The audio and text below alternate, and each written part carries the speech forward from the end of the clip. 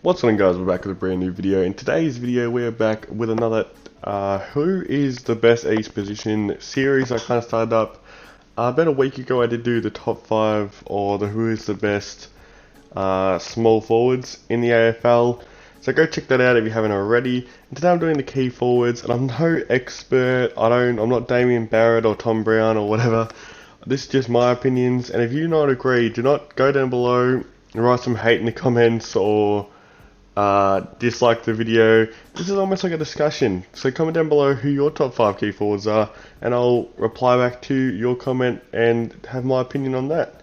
So without further ado, let's get straight into my top 5 key forwards going into the 2020 season. At number 5, I've gone with Josh Kennedy. He kicked the second most goals in 2020 with kicking 34. With playing a lot less games than the people around him due to him being knocked out in the first week of the finals. He is 33 years old, so he's getting very, very old now, and he might take a little bit of a decline, but right now you cannot go past this man. Every time you think he's going to get a bit worse, he ends up just playing at the Josh Kennedy level that we all know and love. And it'll be interesting to see if he does take a step back or he does continue, because you have to think that this man might retire in the next few years or next year also. So yeah, it'll be an interesting season for Josh Kennedy, but right now I have him at number 5. Next up at number 4, I do have Tom Lynch. He's probably the most hated player currently in the AFL if you are not a Tigers supporter. And he kind of took the number 1 forward position away from Jack Riewoldt this year. He might have done that last year, but you could clearly see that the main man in the Tigers forward line was Tom Lynch. He's in his prime of his career right now with the main guy around him, Jack Riewoldt, you would think probably a year or two away from retirement. So you would think that this is the year that Tom Lynch can probably go for his Coleman medal that he almost won when he first came to the club in 2019. So interesting to see how he plays as being number 1 forward for the Tigers. And I also put him at number 4 just because this is the main man in that Tigers forward line that just won the flag. So I don't know if I should have done it like that, but I just feel like since his impact on a premiership side, I just put him a bit higher. Next up at number 3, I do have Charlie Dixon. I don't know if this is wrong to say that he had a breakout year, but I don't know, I'm the only one that never really took notice of Charlie Dixon as actually an elite key forward. But this year, he must have hit the gym like crazy, because he came in and became almost like Tom Hawkins 2.0. The way he was just bodying defenders, no one could even go near him. I think the one game where we realised that this man was the real deal was when he bodied Liam Jones for I think like 5 or 4 or something. I'm like, geez, like Liam Jones, he might not be the greatest fullback, but one thing he never gets is getting bodied. So getting bodied like that was just something that you don't see. And it arguably won the game in that game, because we all know Robbie Gray kicked it over the siren, but if Charlie Dixon never kicked them goals, it would never be in the position. So I expect him, I thought he was going to win the Coleman, but he's kind of, in the second half of the season, kind of almost forgot how to kick straight.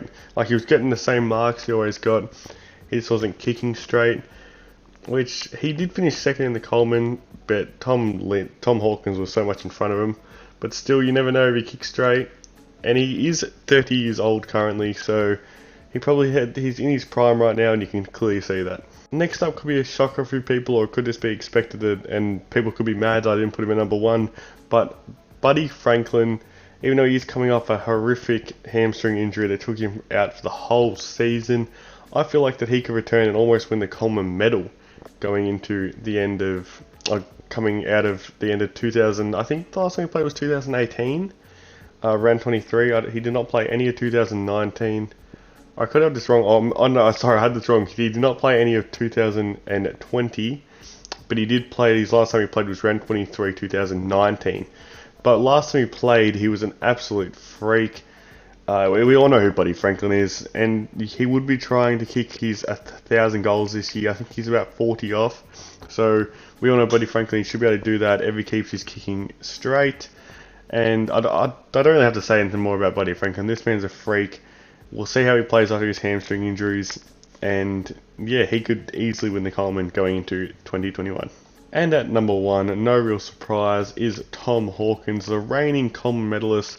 He hit the prime of his career at the age of 32, which is crazy because you don't usually hit the prime. I feel like there's more and more people doing that since of how good the technology is for the health side of things. So people are playing at elite levels until the ages of 30 plus, which a couple of years or 5-10 years ago that was not happening. And Tom Hawkins is a perfect person for this. He won the common middle by 15 goals, which in a shortened season, almost kicking 50 goals is absolutely ridiculous. So interesting to see how he plays this year, and he could win back-to-back Commons easily. The only thing that's keeping him is from Jeremy Cameron coming into the side. Is there anything that can stop him from winning that, since that he'll have to share the load in attack? But I feel like that's better for not Tom Hawkins to win a Coleman, but it'll be better for them to have a better chance of winning the premiership. Yeah, so that's my top 5, guys. I want you to comment down below what your top 5 is. I'll be interested to know what that is. I'll be reading every single top 5 that you guys have sent in through the comments.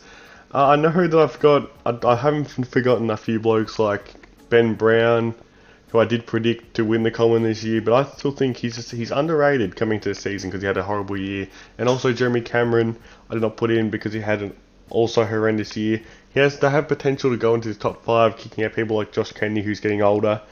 But right now, you cannot really argue, or you can, but like this top 5, they're all elite key forwards, and key forwards are just such a stacked position in the AFL. So it's so hard to leave out people like Ben Brown and Jeremy Cameron and Matt Taberner and people like that.